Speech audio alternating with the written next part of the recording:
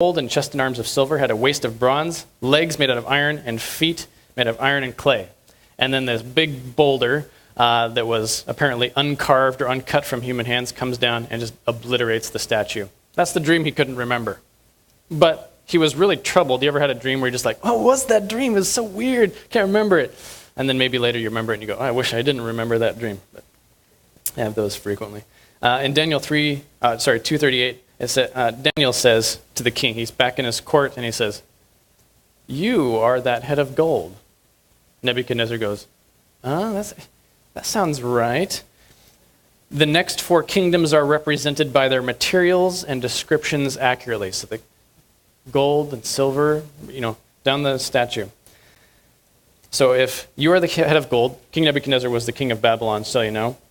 It says, after you, another kingdom will rise, made out of silver, inferior to yours. Next, a 3rd kingdom, one of bronze, will rule over the whole world. Finally, there will be a 4th kingdom, strong as iron, for iron breaks and smashes everything as iron breaks things to pieces. So it will crush and break all others.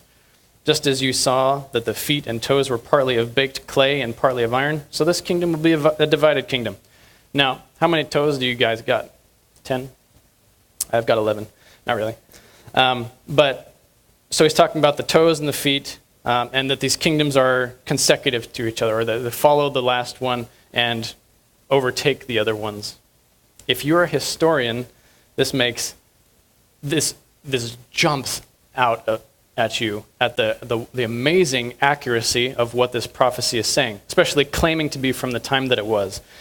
It says, Babylon, head of gold, it was famous for its gold. Did you know that they covered their buildings, some of their buildings, in solid gold, and that in the sunlight, as the sun was setting, it would reflect off of those buildings and make the city glow? It was beautiful. Famous for their gold. They were extremely rich. And this was their territory down here. This is the Mediterranean Sea and Africa, Europe, so that you can kind of get an orientation. And that was where Babylon existed, in the kind of red, glowy area. Daniel's prophecy was recorded in 550 BC, so near the end of Babylon's reign. Does that make sense? Then he predicted Medo-Persia by name, which was barely existing at the time. They used silver taxation standard, and they existed from 539 BC to 331 BC. So this is past where the dream was had now. Greece, the Bronze Age. I mean, Greece is famous for being the Bronze Age. They went around to all the other guys with wooden swords and arrows and things like that, and they had bronze swords, and they could cut right through the armor of the other guys. But bronze isn't quite as good as iron, and so those guys were conquered by the Romans, also known as the Iron Age, because the iron swords cut through the bronze swords. So as your technology improves, you conquer. It's kind of like we have nuclear bombs, which can cut through lots of different kinds of armor. And then it said that there were 10 kingdoms, or it said that, no, it didn't say there were 10 kingdoms, it said there were 10 toes. No, it didn't say there were 10 toes, it said there was a divided kingdom, sorry. And that it was made out of iron and clay. Yes, that's accurate. In the Bible, frequently, religion is referred to as being a clay. Like, I'm the potter, you are the clay. You may have heard that before, that sort of thing. And so it would make sense that if you took Rome, or the Empire of Rome, the Roman Empire, and you mixed religion with it, that this is what caused the 10 main nations of Europe to arise. And in fact, they are called the Alemanni, the Burgundians, the Franks, the Lombards, Saxons, Suevi, and Visigoths, which became the Germans, Swiss, French, Italians, English, and Portuguese, and Spanish. At some point, 3 of them, which had originally existed, kind of dissolved and were overtaken, and their land was consumed, that sort of thing. They were the Heruli, the Vandals, and the Ostrogoths. Vandals actually gives us the name that we have for vandalism right now. They were not very nice to other people's property. And anyway, but they're now extinct. But that was also predicted in the Bible. When Alexander, this is Alexander the Great, when his invasion reached the Near East, Jaddua, the high priest in Jerusalem, went out to meet him and showed him a copy of the book of Daniel. I'm going to take this out with me. This will show him something. He said Alexander was clearly mentioned. So he showed him what we just looked at. Alexander got to see his kingdom overtaking and conquering. What was Alexander's reaction? He was so impressed by this, instead of destroying Jerusalem, He entered the city peaceably and worshipped at the temple. Alexander the Great was knocked off his feet by how accurate these prophecies were, and very happy because it said, I'm going to win. I don't have anything to worry about. And he did win. Some skeptics used to say, and this was kind of a hard quote to find because they don't really anymore, but they used to say that these prophecies in Daniel were not written in 530 at all, but instead are forgeries written about 167, masquerading historic facts as prophetic predictions. They were so accurate that the scholars who at first assumed that there was no God and then went to explore history said, it can't have been there because it has all the evidence and the sequence of kingdoms that only somebody living in this time period could have had. And then guess what happened? Oh, sorry.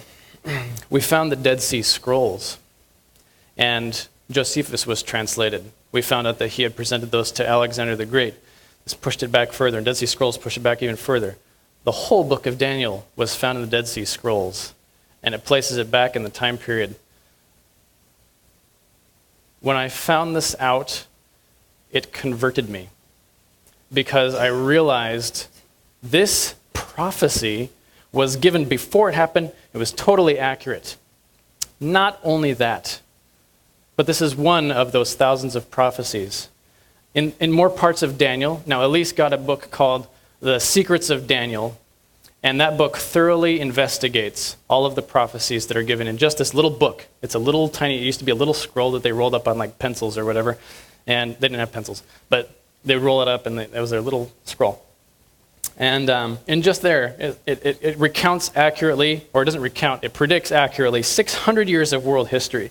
The rise to power of the Medes and the Persians, Greece and Rome, the division of Greece into 4 kingdoms that occurred in 323 BC, a detailed history of the political intrigues, wars, and treaties occurring between 530 and 160 BC, the time in which Jesus would live, Jesus' death, the destruction of Jerusalem in AD 70, the desecration of the temple by Antiochus, the 4th Epiphanes that occurred in, or Epiphanes, that occurred in 168 BC and in Daniel 11:31. That's all in just one book of the Bible, and there are many more prophecies on top of that. And as I looked at those prophecies, it was hard to stand because I'd found something that I could maybe see what the future was about. And the Bible does indeed share what the future is going to be like. One of the reasons I wanted to put on this prophecy series in the first place was so that we could look at the Mayan 2012 prophecy. And if the people who are showing us that the world is supposed to end in 2012 have such a horrible track record and have made prophecies like that before, is there any way to know what is going to happen? Is the world going to end? And the Bible, being a reputable source of prophecy. I'm not forcing you to believe this. Please don't say, he made us believe in the Bible. But I just want to point out the evidence. This is profound evidence. In fact, the hundreds of stunningly accurate prophecies in the Bible are profound evidence that the God of the Bible is as real and as powerful as the Bible describes him. He says in the Bible, I can tell you the beginning from the end. I can predict things to you. Test it. And I'll show you that I'm real. Now, one thing that has been kind of sucky in our culture is our understanding of who God is. Many people, and I talked about this in the break with somebody, see God as possibly somebody who is vindictive, who is a rageaholic, who is mean, who wants people to burn in hell forever. And I disagree with them. The Bible, when you sit down and read it, now you'll find a Christian who says, I'm a Bible-believing Christian, I'm going to believe nothing else. But they don't actually read their Bible. They believe in people burning forever. That's not a God of love. But in the Bible, we discover God actually isn't going to burn people forever. This may be news to you right now, and you may disagree with me. But I challenge you to read your Bible. Actually, what I challenge you to do is to come back to future of these meetings. And I'll show you why I believe that. I told somebody in the break, I am not the kind of person who will grab onto my beliefs just because I like all the people who believe it around me.